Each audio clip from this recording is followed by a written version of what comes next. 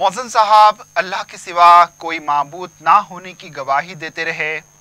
हज़रत मोहम्मद मुस्तफ़ा सल्लल्लाहु अलैहि वसल्लम अल्लाह के रसूल होने की गवाही देने के साथ साथ मुसलमानों को नमाज की तरफ और भलाई की तरफ बुलाते रहे।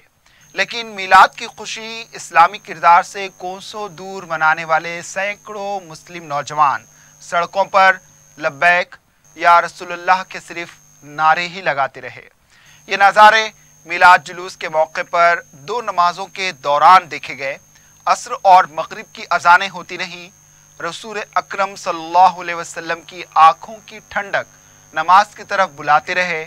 लेकिन जश्न मीलाद के नाम पर सिर्फ तमाशा करने वाले मुसलमान इस्लाम का हकीकी तस्वुर और इमेज बिगाड़ते रहे।